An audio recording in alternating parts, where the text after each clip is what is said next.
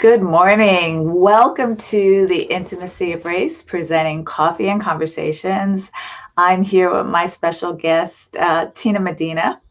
And Tina and I think we kind of met as I started being more visible in the space of racial justice and equality. And we've had several conversations about who she is and what she does. And I'm just going to tell you a little bit about her. Now, Tina has been facilitating discussions and trainings on race and racism for over 20 years. A journey for her that started in Watts and South Central Los Angeles and has since carried her into the international, private, public, higher education, and nonprofit spaces.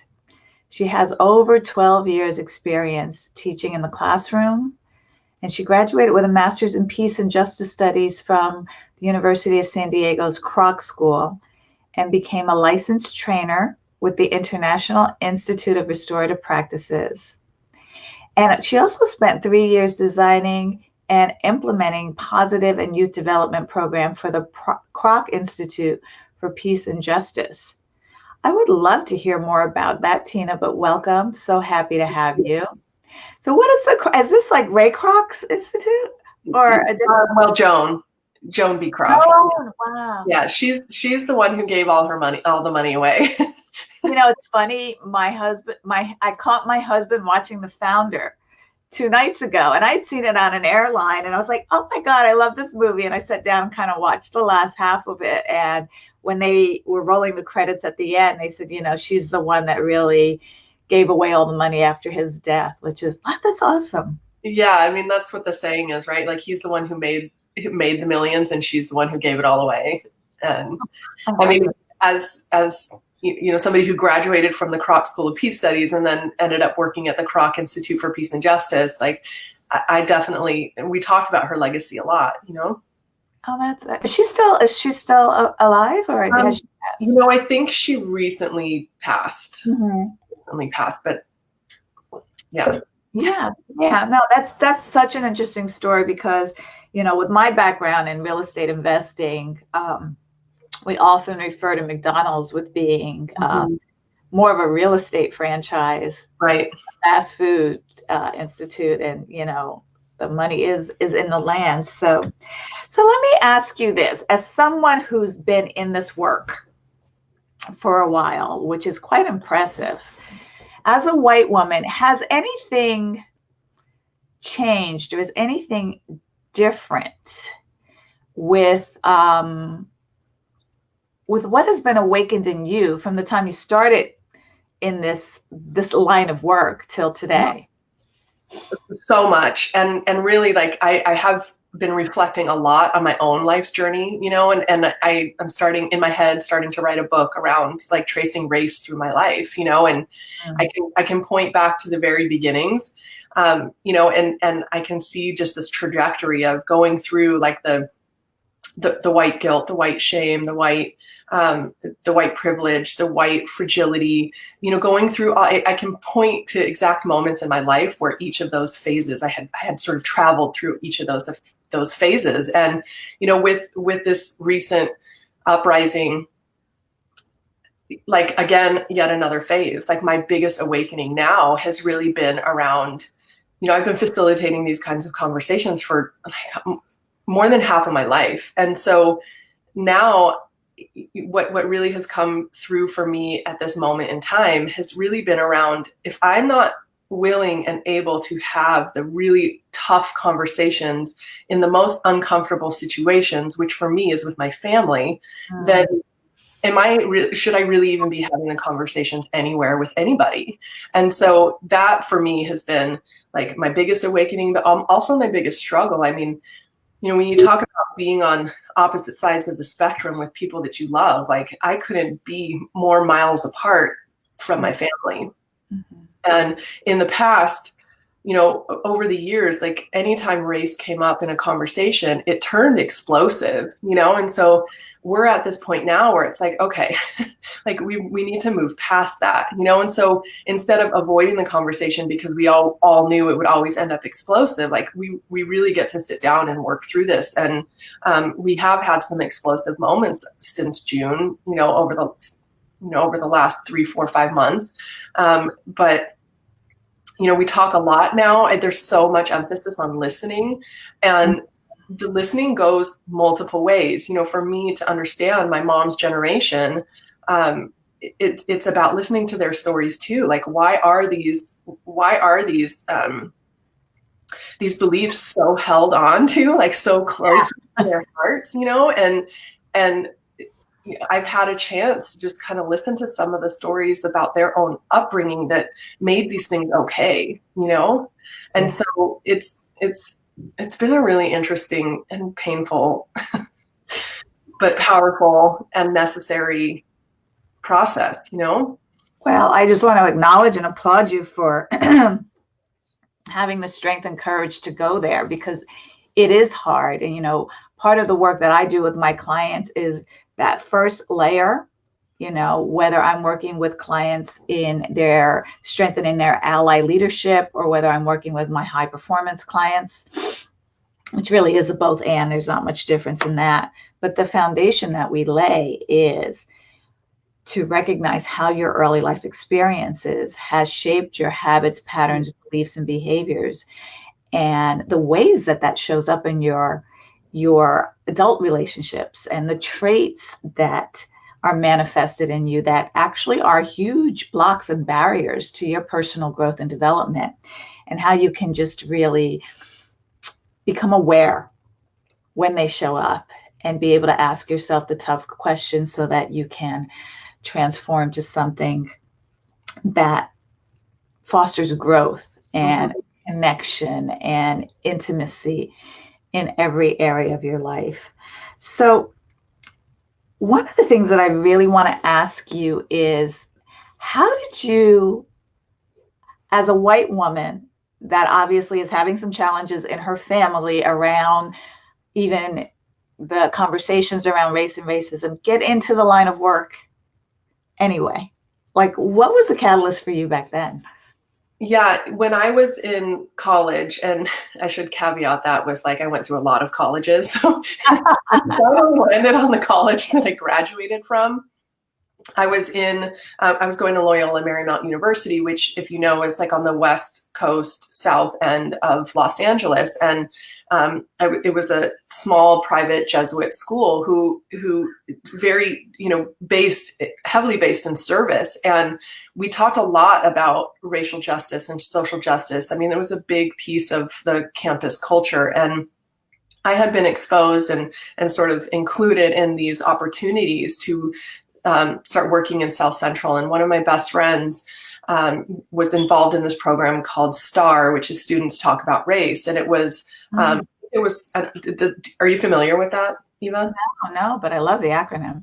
Yeah, I think it was Students Talk About Race. And I think it came out of the Clinton, it was a Clinton initiative. And it encouraged college students to go into communities and facilitate conversations with, middle school and high school students. And so I found myself in this program and just really, really loved it. And I found myself in high schools and middle schools all over South Central. Mostly all over South Central. And so I was stepping in as a white woman, as a white college student at the time, like a really young woman, stepping into classrooms all over South Central that were predominantly students of color. And I was walking in, facilitating these conversations, and really just had no awareness around the fact that, like, I was a white person coming in to talk to predominantly, classrooms full of students of color around conversations around race. Let me ask you a question before you move on. Were most of the students in this program, in your college program, were they all white or white presenting? Yes. Yeah. Okay. Yeah. Because I have to tell you what comes up for me now that I'm really aware of, it was just like, the white knight coming in to save the day, that kind of saviorism mindset to come into these underserved communities. Did it feel like that for you? It didn't feel like that for me. And I did go through my white savior period too, when I talked about my trajectory. That was definitely a phase that I went through too. At that moment in time, and the work that I was doing, it was not. It was really, I wanted to be able to have really like interesting, tough conversations with kids that maybe, who knows who was talking to them about these things, and so not at that moment in time, and not with that program. In other areas of my life, yeah, for sure. But it wasn't with this program, and it wasn't with the work that I was doing. And so simultaneously, at the same time, I was also volunteering as an after-school mentor in a before and after school daycare center in Watts, which is, if you don't know what Watts is, it's the largest housing projects west of the Mississippi. And that's in where I turned in to go to the center, was where Reginald Denny got pulled out of his semi, and which subsequently ended up launching the LA riots back in 90, whatever year that was. Rodney King, if I'm not mistaken. Was that Rodney King? Well, Rodney King, yes. I mean, it was the day that Rodney King, that they announced that none of the right. were being indicted, and then all, like, LA went on fire, and Reginald Denny had been pulled out of his semi truck, and he was a white truck driver, and he basically, he got beaten up pretty bad, and so yeah, right. Thank you for reminding me of that. I nearly forgot that piece. That was really a long time ago, but I do remember that. Yeah, and so where I turned in to go spend my time at the center was right at that intersection, and so race was prevalent in all my work that I was doing. And then my classes at the university, I was taking an African American social thought class, and this was the first time ever in my life that I had a Black educator, and so that class really shaped so much of my work moving forward. So, what did you learn about the Black community during your time?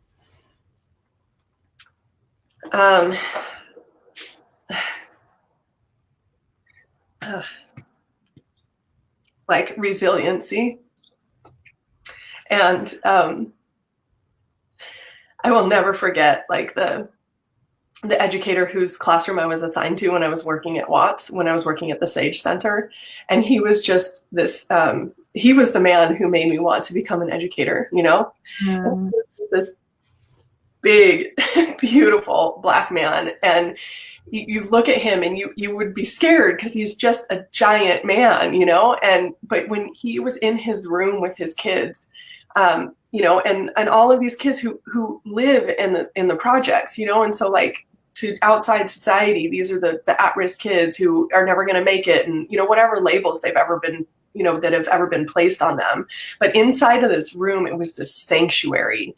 And he would just be sitting working with some students, and he would say, "At the sound of my voice, clap 3 times," and everybody would just, like, it was magic in that room. It was magic. And one day, like, he stood up and he started singing Whitney Houston to them, and in this big, deep voice. And, like, the kids, these are 4th graders, right? And they're crying. And I mean, at that moment in my life, I really learned about what is not seen, like what is not portrayed about the Black community, Yeah.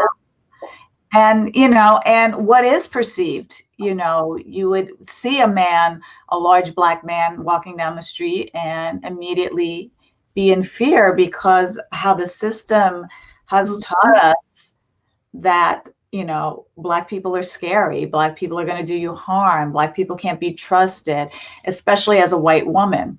Let's fast forward to what you're doing today and the challenges that you're facing. Tell us a little bit about what's happening in your world and what you're finding that's coming up now that may be different from back in those times when you were working?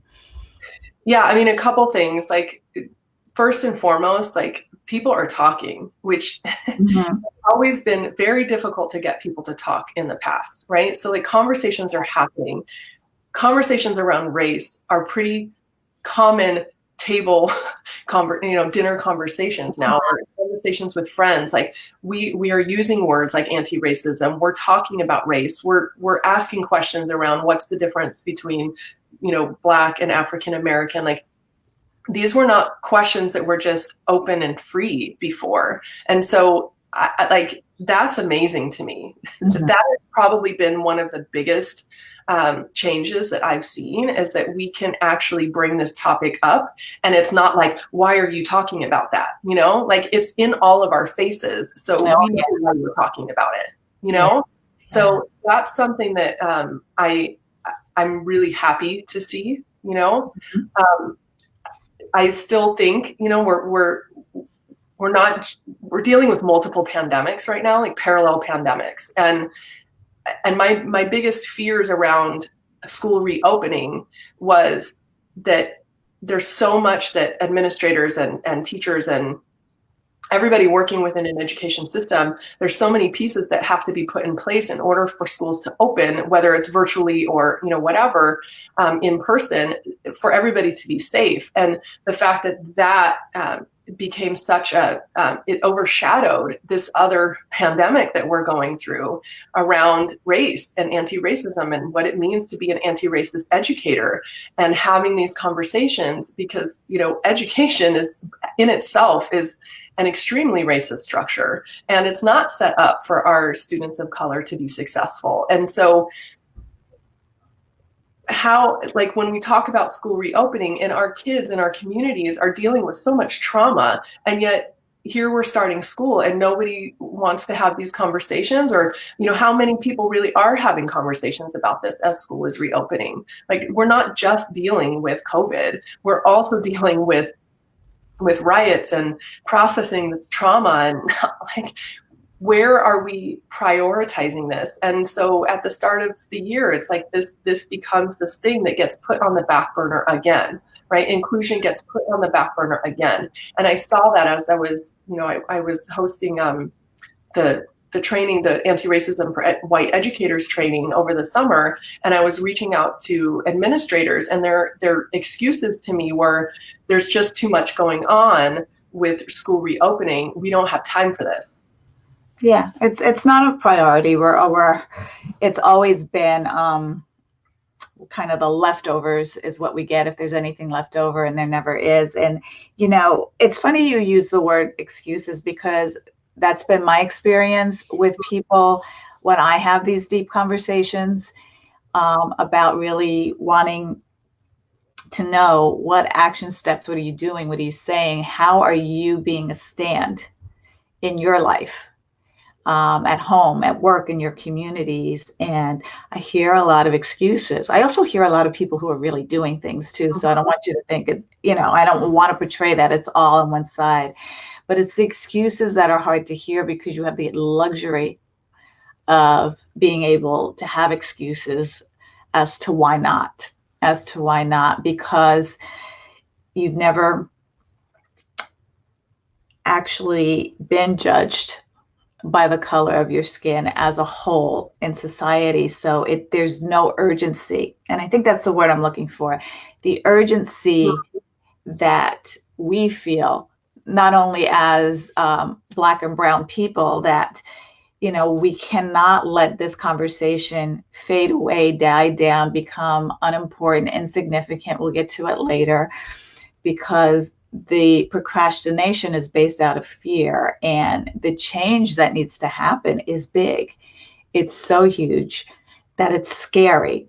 Mm-hmm. However, it's important. And if we can see the beauty that is possible with real equality, justice, and inclusion, not only diversity, but being an inclusive in your diversity.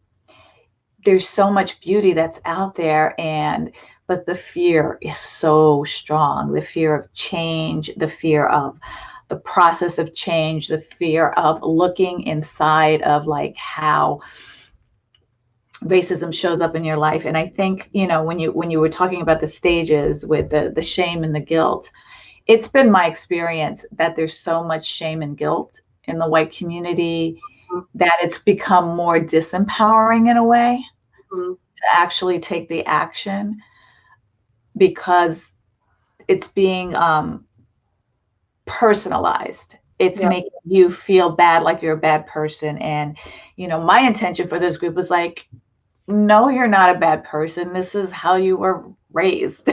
This is the system that's inbred in us. You know, the problem is once you do the work to know and you choose still to be silent or to do nothing. And I don't know, when I'm saying do nothing, I mean, really taking bold, courageous stands so that, like, no, you can't say that. That's not appropriate. That hurts Black and Brown people, to really get empowered to speak up against just unconscious racist thoughts and biases and microaggressions, because people don't realize. Yeah. And it's up to the white community to really say, you know what, here's what I learned. May I share this with you? And this is why that's appropriate. That's inappropriate, and here's why. And so, you know, it's not up to you to change people, but to really help awaken and open people's eyes. And I can imagine in the education system, like, oh my God, the walls you must be coming up against to just even have the conversations around that. Yeah, it's I mean, there's a lot that I wanted to respond to and all of that. And I do feel like the shame can be really debilitating, you know, and it's really like taking ownership. And I remember feeling that, like, and I still get glimpses of it too. Like, man, like I really have been a part of this, and my ancestors have been a part of this, and for generations and generations and hundreds of years, you know. And so it's hard not to take that shame, you know, and that blame and own it. And it can be debilitating. So I get it. I get it. It's still not an excuse not to act and not to continue learning and not to have a reckoning with yourself. You know, like, really, it is about, first and foremost, it's about having a reckoning with yourself and like taking that, giving yourself the time and the space to dig into those really uncomfortable places and examine, like, how have I contributed to the system, you know. And not a lot of people are willing to do that, you know, because then it's like you're holding up a mirror, and you might not like pieces of what you see, and there is a lot of good too, you know. And so we don't want to throw that out with it, but it really it's hard. It's hard to say, you know, like, I made a mistake, I didn't say the right thing, and I do it all the time, you know. But like, what's the alternative? And, you know, back to one of the questions that you said or asked earlier, like, what's some of the biggest changes that we're seeing? And like, people are more willing to say something even if it's the wrong thing, which I like, because then it opens the door to a conversation, you know, and then we can talk it out, and we can listen to each other and understand each other's perspectives, and you learn from each other. So there's that piece of it. And then, you know, within education, you know, there's this conversation of like, don't bring politics into your classroom. But I mean, the truth is, like, we are government employees. So, you know, like, by the very nature of our existence being public educators, everything we do is political. We are mandated reporters. If something is happening with a student, then we need to call Child Protective Services, which is yet another government agency. You know, like, sometimes we're dealing with some of our students or their families who are undocumented. Then we're talking with ICE, which is a government institution. Like, our very existence is political, you know. And now Trump is announcing this patriotic education committee. I'm looking at it right now. Trump announces Patriotic Education Commission, which is really to, like, you know, he's talking about how we don't want to brainwash our students into topics of racism and slavery. Like, so they want to create like an entire new curriculum that we as public educators are going to have to teach, right? And so, like, Wow. you know, like, we, by the nature of our existence, standing in a classroom, virtually or in person, like we are political, right? And so what do we do with that? What do Yeah. we do with that? What can, like, there's so much there with educators, and I have to tell you, my heart goes out to you. I mean, I was always, when my children were small, like, oh my God, the teachers, like, bow down to you, because if I had to be home with my kids the way you guys had to be, I would be like, ah. And now a lot of parents are home with their kids the way you guys. So I can imagine, hopefully, you get a higher level of respect and pay after this, anybody who's in that education community. But, talking about, I just want to circle back and kind of, close out on this with the shame and the guilt and maybe some embarrassment that, I find embarrassment is a really, really hard pill to swallow, and it really causes people to retreat and get defensive and, and have the reasons and excuses, which comes up as defense, is really, really strong. How would you, as a white person, how would you advise white people who are feeling that and feel paralyzed by it, don't realize that they're paralyzed by it, and don't know how to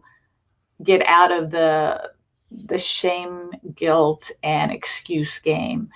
What would you think would be the first thing that you would tell them to do, an action step to start to move past that so that they can be effective and have an impact?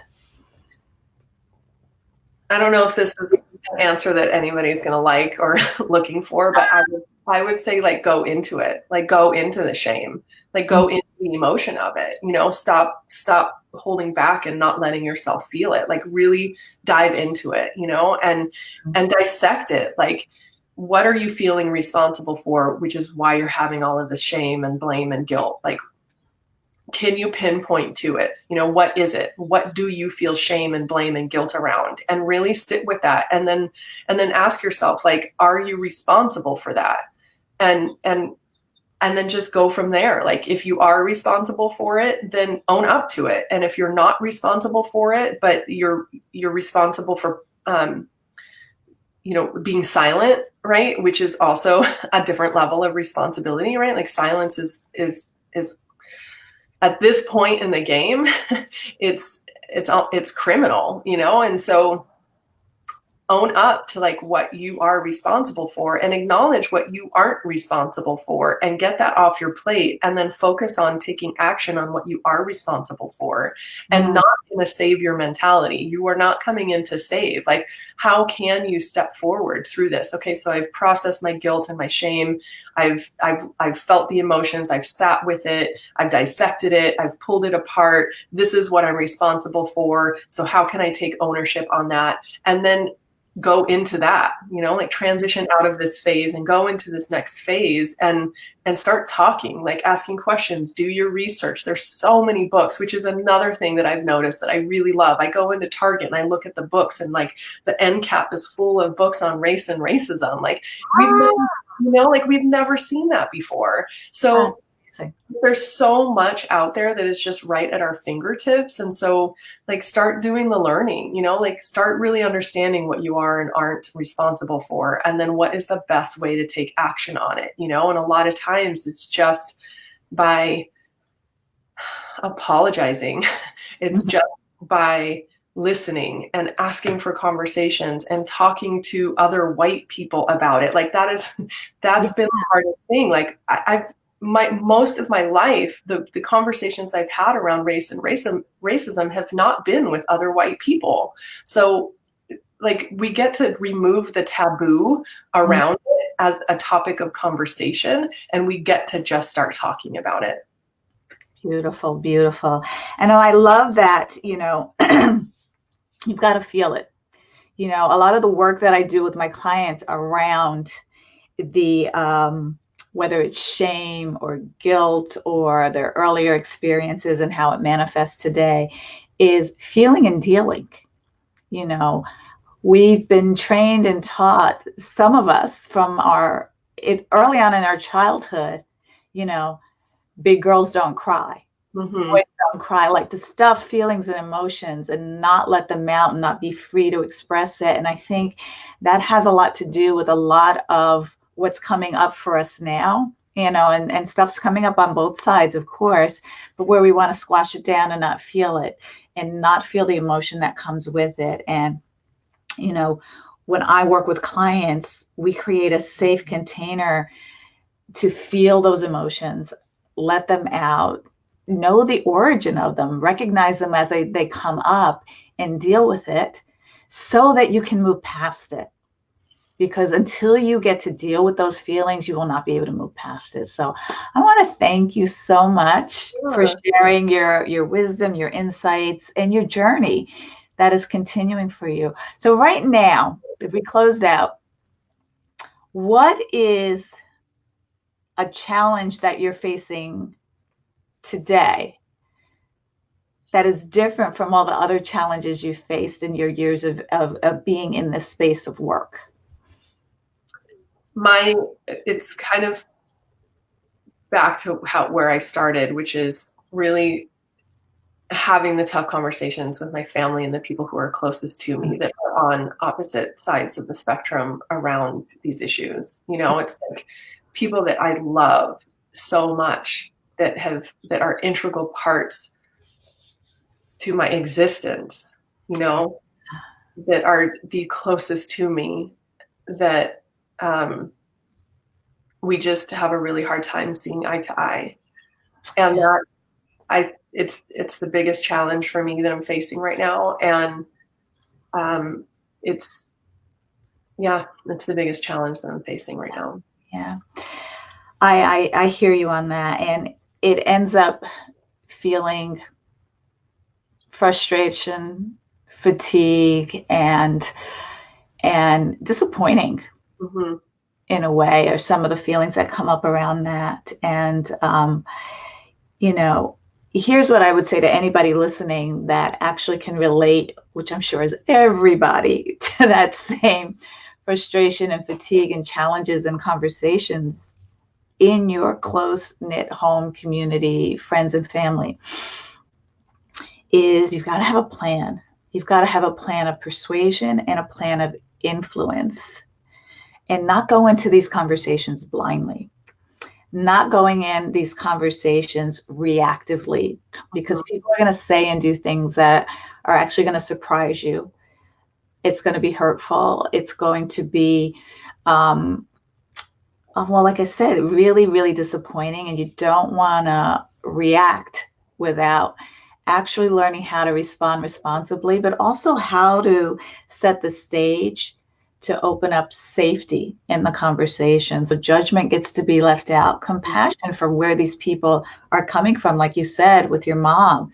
Compassion from learning about her early life experiences and how some of those racist ideas and ideologies were implanted in her so deep that the roots are just ingrained so much that, maybe at some point, just by living a role model life and sharing your experiences in a way that has her start to create a crack in her perspective is one of the ways that goes about it. So, I'm really, really happy that I have been in a line of work that really hones in on owning and recognizing how your patterns, beliefs, and behaviors have been shaped, and how to create plans and formulas of influence and persuasion so that we can really, really have effective conversations and connections around the race discussion. So thank you for sharing that. I know that's going to be really, really helpful for a lot of people. Thank you. Thank you, Tina.